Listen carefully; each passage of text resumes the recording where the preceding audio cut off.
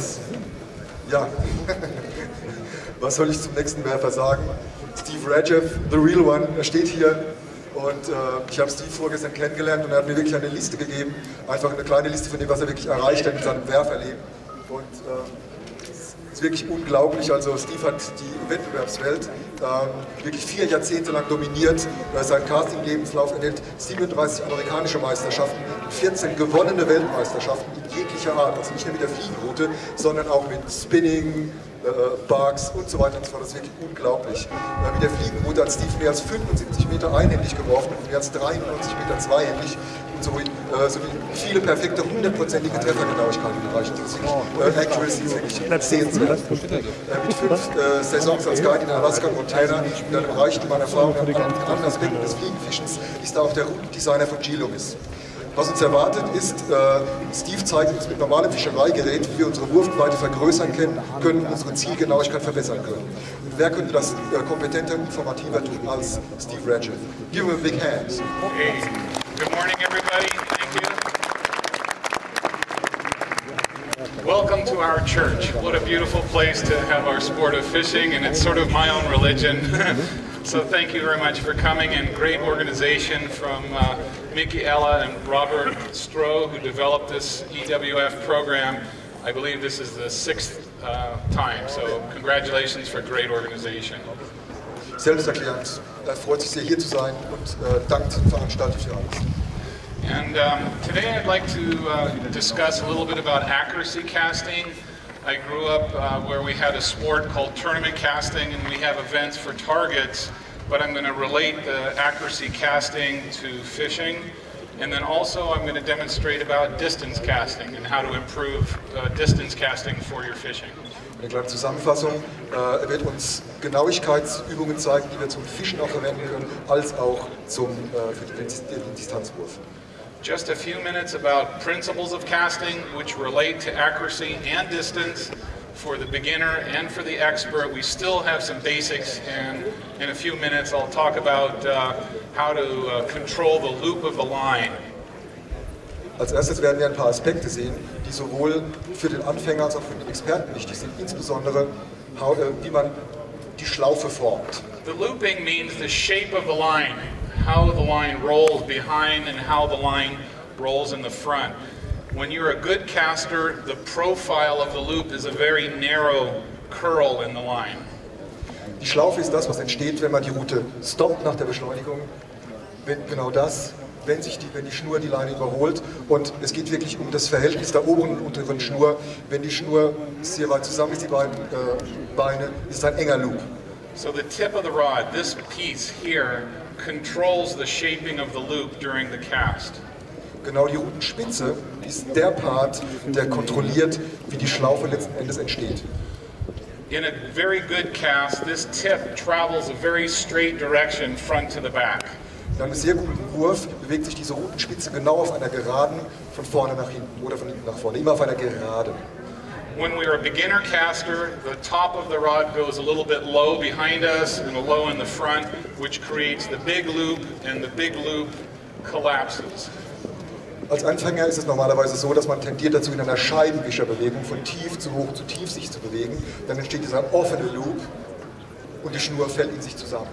The most common mistake for everyone here, including myself, is called the tailing loop, in which case the line and the leader can tangle together and it collapses. This is called the tailing loop. Der dritte Loop neben dem engen und dem offenen Loop, mit dem wir Probleme haben können, ist der sogenannte Tailing Loop, wenn sich die beiden Leinen kreuzen. Und er sagte auch, ihm selbst passiert das auch öfter mal. And the reason for the tailing loop is the top of this rod went below the straight line. We call this the concave path of the tip. Steve hat gerade eben den Weg der Rutenspitze beim Tailing Loop gezeigt, im Gegensatz zu der geraden Linie der guten Schlaufe und der Scheibenwischerbewegung bewegt sich die Rutenspitze beim Tailing Loop von hoch zu tief zu hoch. Konkav. There's a couple of primary reasons. First one is we shocking the power too hard. A good cast should be smooth and accelerate and stop, and this releases a smooth energy and a smooth loop. But if you shock the rod suddenly, usually we'll have a tailing loop. Der häufigste Fehler bei dem Tailing Loop ist der zu frühe Krafteinsatz, bei dem man die Route wirklich schockt. Normalerweise ist es dann so, bei einem wirklich guten Wurf kommt die Kraft gleichmäßig und stoppt und nicht schocken. Genau dieses Schocken ergibt diese Bewegung von hoch zu tief zu hoch. Okay. Eine zweite wichtige Komponente neben der Loop Shape ist der sogenannte Stroke, der Arbeitsweg. Short casting, short distance casting, for example, first target, the casting stroke is very small, just a few centimeters, and that's enough casting stroke. Man sieht gerade bei einem kurzen Wurf auf das nahe Ziel, ist es so, dass ein Stroke, sein Arbeitsweg sehr, sehr klein ist. Good in one position in this stroke, very short or medium stroke, and they try to do all distances with the same stroke, and sooner or later you will have the tailing loop.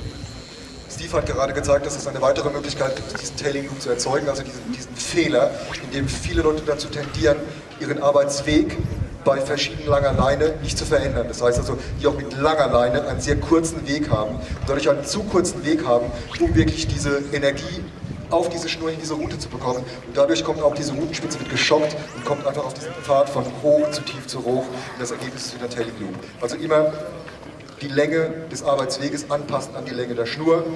Kurze Schnur, kurzer Weg, lange Schnur, langer Weg. Very good explanation, thank you. Und man kann sehr genau abschätzen, wann er das Ziel trifft und dann legt er die Fliege ab. Nennt sich Hover, to hover. Das heißt, darüber schweben. Most of the fishermen I'm watching will keep the fly above the water and keep it moving like this, and it's very difficult to judge the distance of the cast. So in this case, I'm guessing. Maybe it's working, maybe not. It helps us to direct the cast very straight. Für Genauigkeitswerfen ist es so, dass Steve wirklich den rechten Fuß nach vorne nimmt, die Routen hat eine gute Form im Körper, so kann er sehr genau die Ebene sehen, sehr genau abschätzen, die Ebene, wo er hinwirft. If you can adjust your distance with the hover and direct your cast straight, your accuracy should improve quite nicely. They have nice pools of water, and it's open for the public to learn casting there. And that's where I started when I was a young caster, age 10. Im Alter von 10 Jahren hat er angefangen, im Golden Gate Casting Club in San Francisco angefangen zu werfen und hat da einfach die Möglichkeit gehabt zu üben.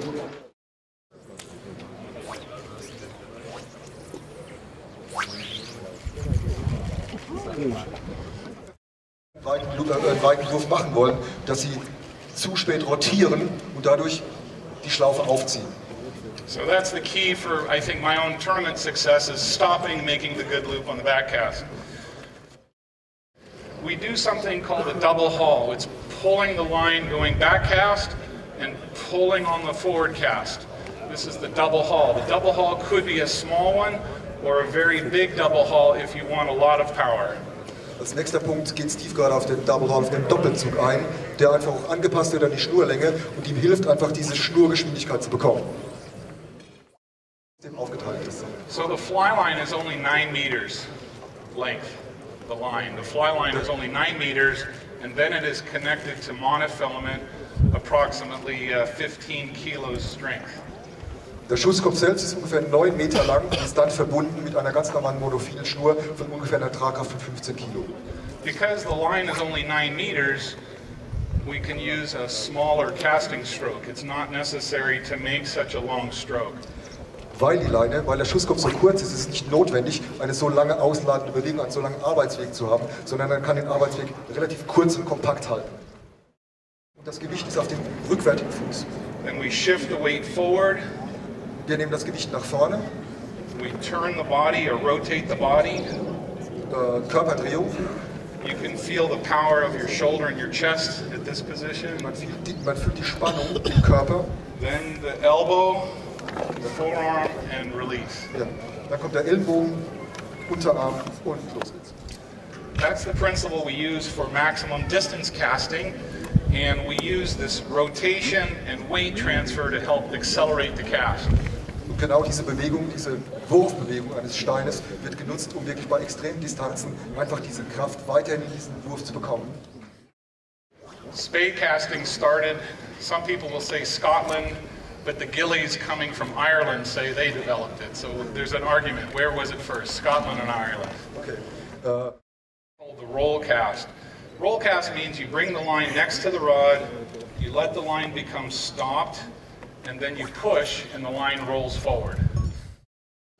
What we like to do for steelhead fishing very often is using a sinking tip line. The sinking tip line is not so comfortable, it's not so smooth. The front 3 or 4 meters sinks very quickly, and it's difficult to make a perfect contact with the water. This contact is called an anchor. So sinking tip and the anchor is a little bit difficult. Normalerweise verwenden sie zum Steelhead-Fischen diese relativ schweren Sinktipps und es ist nicht so wirklich sehr schön, diese Sinktipps in der Luft zu halten. Und so nutzen sie diese Kombination hier und legen diesen Anker ins Wasser, um zu werfen. I hope you enjoy the rest of the casting and the fly tires. Enjoy the rest